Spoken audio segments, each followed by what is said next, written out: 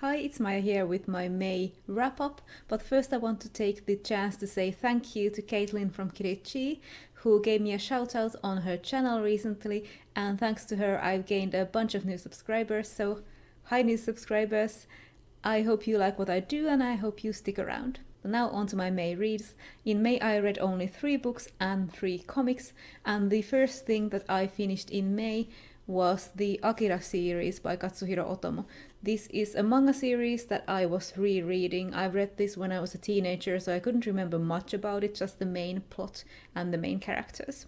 I read this in the Finnish edition, which has 12 volumes. I think the English edition has 6 volumes, the one that's currently out. So Akira is a science fiction classic, and I can definitely see why it is a classic. I can see it has a lot of cool concepts that have been used a lot in science fiction after this series came out. Akira is set in dystopian Japan in a city called Neo-Tokyo. Tokyo was destroyed decades ago in this phenomenon that many people call Akira, but a lot of people think it was some sort of weapon of mass destruction. And there are motorcycle gangs and government programs and rebels and all sorts of stuff. The main characters are Kaneda and Tetsuo, who are, well, friends, and a girl called Kei, who is part of this resistance movement that tries to find more information about Akira. So much of the comic focuses between the relationship of Kaneda and Tetsuo, and they are friends,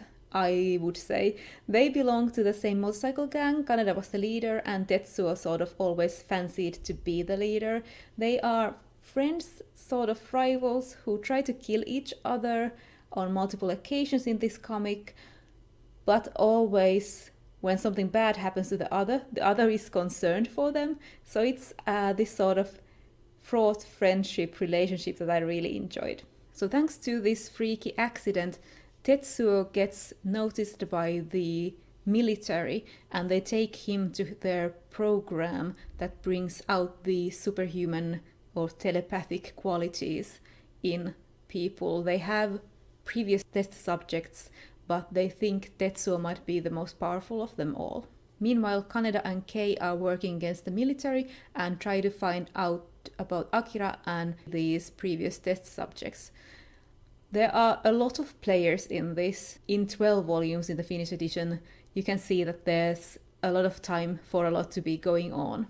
And all throughout this series, Akira is this constant presence. He is this expressionless, mysterious little boy, and he just brings this threat level to a whole other level. So I gave all the volumes either 3 or 4 stars. The one that I enjoyed more I gave 4 stars, and the other just 3. I can see the draw of this comic. As I said, it has good concepts and the art style is very professional. It is in black and white in lines. I think there are editions out that are in color, but I read a black and white one, like the original manga, and there's nothing bad to say about the drawing style. The main things that took away my enjoyment is just that Kaneda and Tetsuo are quite annoying. They are young teenage boys who are in a motorcycle gang, who haven't had a great education, who don't really hold women in much value, and who take a lot of drugs. They are very complex characters, especially Tetsuo, but they are highly annoying. Also, there was one volume I thought that had too much of a constant threat of sexual violence to the female characters, so I couldn't enjoy that one as much.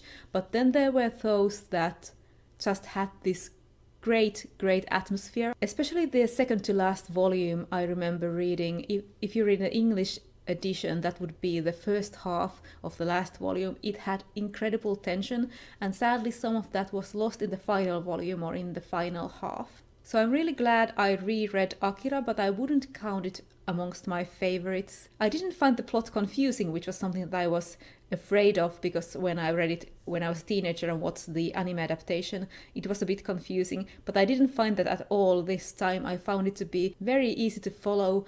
I liked the great ideas, and things did get very freaky towards the end, but I really enjoyed that. The only thing that was confusing wasn't the main plot, but just a little bit in the epilogue when I wasn't quite sure what was going on, not because of the writing or the plot, but because I wasn't quite sure what was going on in some of the panels. The way they were drawn, it wasn't quite opening to me what was the main thing in those panels. But I won't say any more because that is the epilogue. You don't want to hear about how it all ends. The final thing that I want to say about Akira is that my favorite character was Chiyoko. She is a side character that mainly travels around with Kei. She is a big and strong woman that carries around a lot of guns. And my least favorite side character would be Ryu, because Ryu, why are you even here? You don't do anything.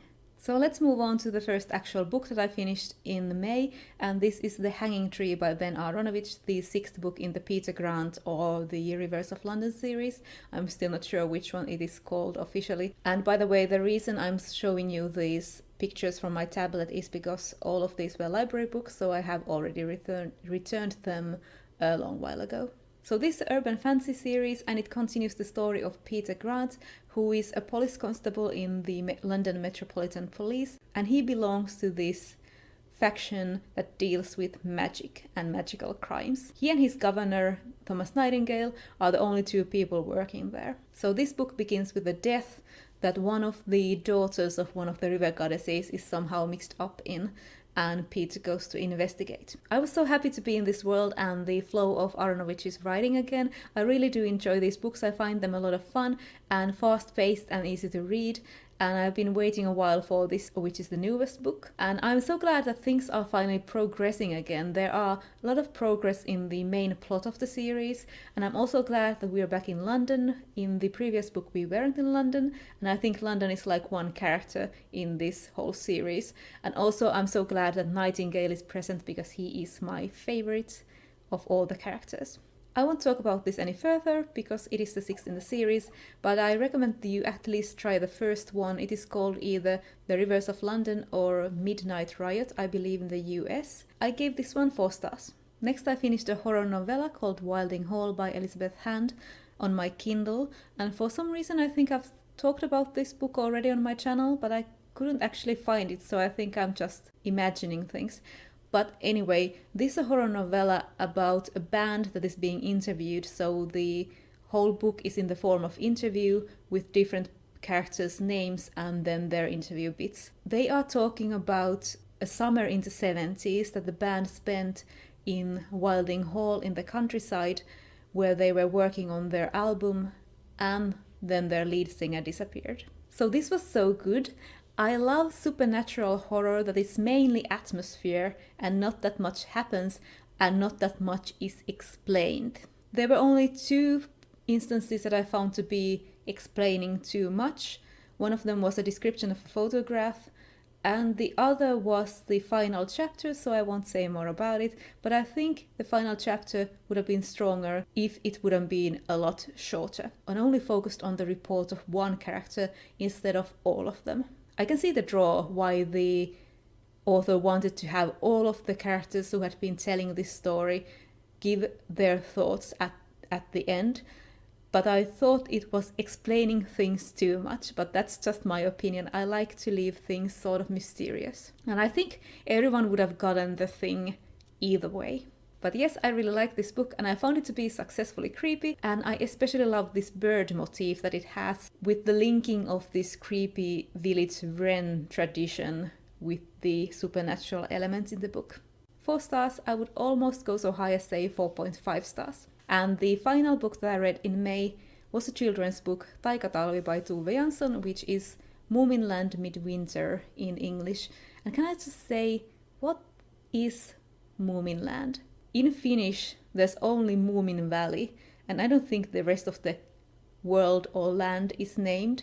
So Moominland just brings into my mind this theme park that there is in Naantali, Finland, focused around the Moomin. I think it's called Moomin World in English, but that's what I think when I hear Moominland. It sounds like a bit of a weird concept to me, because Moomins live in this valley and there are so many other creatures, so why would the land be called Moominland? I know this is not rational, this is not interesting, why am I talking about this? But yes, I have read all of the Moomin books as a kid or had them read to me, and for some reason Taikatalvi or Moominland Midwinter was never one of my favorites. It's the one where a Moomin troll wakes up in the middle of winter because all the Moomins hibernate and discovers the magic of winter and slowly learns to enjoy it. And this is also the book where the character of Tuutikki, or Tuutikki, I think in English, it's pretty much the same, is introduced, and she sort of introduces Moomin Troll to all the great things and all the scary things about winter. I only gave this one 3 stars. As I said, I don't even know why this isn't one of my favorites. 3 stars for the Moomins. And then I spent the rest of May working my way through my reread of Fool's Fate, which I just finished in June a couple of days ago, and I gave it 5 stars. I really love this, but I'll talk more about this in my June wrap-up. So this has been my May wrap-up. I thought this would be a short one since I only read 3 books and 3 volumes of Akira, but for some reason I've talked for so long. Let's see if I can edit this down. But thank you once again to Caitlin from Kirichi, and hi to all my new watchers and hi to all my old watchers as well. I hope you like this video, and I will see you in my next one. Bye for now.